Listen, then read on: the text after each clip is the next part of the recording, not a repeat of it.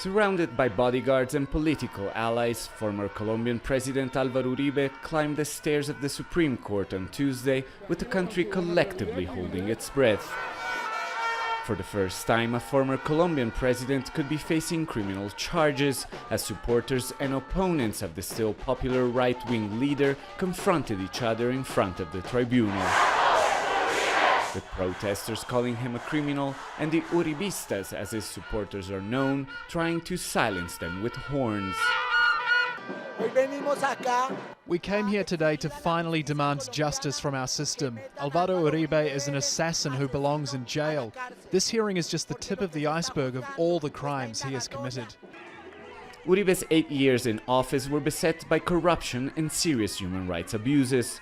But for many Colombians, he remains the country's savior, the president who fought Colombia's rebel fighters, bringing the country back from the brink of becoming a failed state.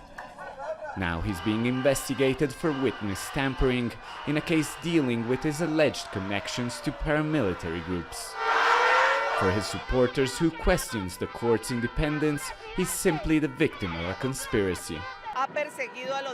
He has persecuted this country's criminals, guerrillas, drug traffickers. He demobilized paramilitaries. That's why he's the victim of a plot against him. It's the conspirators and the political left trying to take over the country, but they will fail.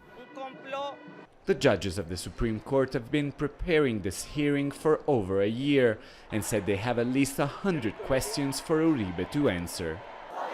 This is the first day of closed-door court proceedings, and it's highly unlikely that a decision will be reached before at least another couple of days of questioning, leaving the country in suspense about the fate of Alvaro Uribe's trial.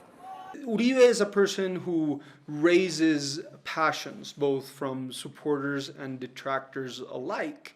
And so I think that regardless of what happens, nobody's going to be perfectly content with the court's decision, but we need to stand by it and stand by our institutions.